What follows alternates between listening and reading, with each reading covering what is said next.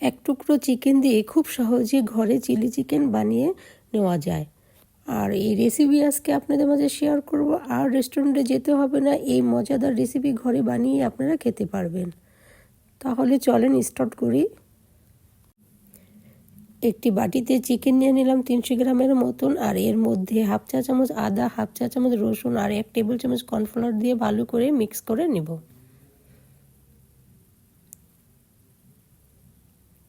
মিশানো হয়ে গেলে আমি একটি কড়াইতে তেল দিয়ে, তেল গরম হয়ে গেলে এর মধ্যে দিয়ে দেব। নেড়ে চেড়ে আমি চিকেনগুলো বিছিয়ে দিব।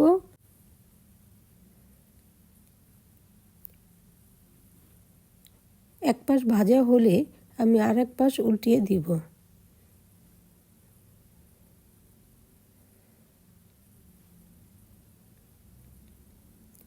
নেড়ে চেড়ে উল্টিয়ে পাল্টিয়ে আমি চিকেনগুলো হালকা ব্রাউন কালার করে ভেজে নিব।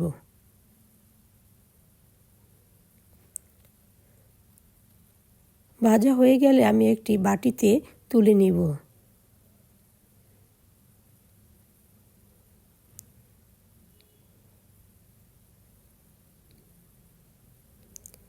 একই প্যানে আমি 1 টেবিল চামচ রসুন দিয়ে দিলাম।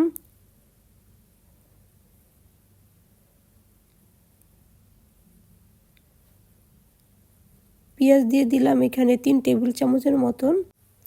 পেঁয়াজটা আমি হালকা ভাজতে থাকব। হালকা ভাজা হয়ে গেলে আমি এর মধ্যে ক্যাপসিকাম দিয়ে দিব।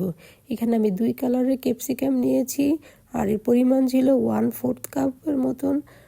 গাজর দিয়ে দিলাম, গাজরও 1/4 কাপের মতন ছিল, এবং 1 টেবিল চামচ কাঁচামরিচ দিয়ে ভাজতে থাকব। স্বাদ মতো লবণ দিয়ে দিলাম। এখানে চুলার আঁচটা হাই হিটেই আছে, এই জন্য অনবরত আমার সবজিটা নাড়তে থাকব।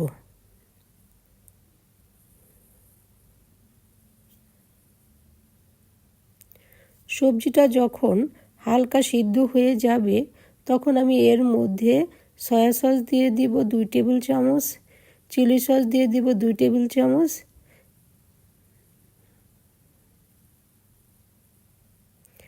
গোলমরিচের গুঁড়া দিয়ে দিব হাফ চা চামচ, চিলি ফ্লেক্স দিয়ে দিব হাফ চা চামচ।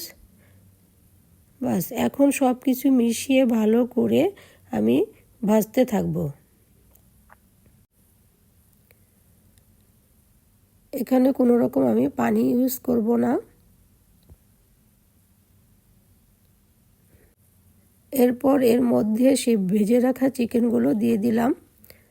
আপনারা চাইলে এইখানে কর্নফ্লাওয়ার 1 টেবিল চামচ সামান্য পরিমাণ পানির ভিতরে গুলিয়ে এর মধ্যে দিতে পারেন। আমি আজকে একটু ভাজা ভাজাই খাবো, এই জন্য এইভাবে করলাম।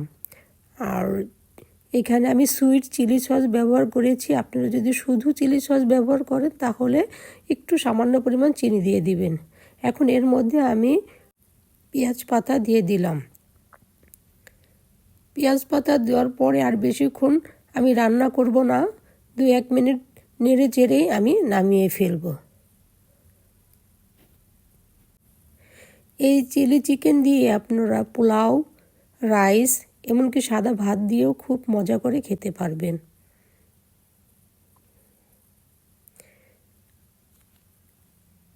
খেতে খুবই সুস্বাদু হয়।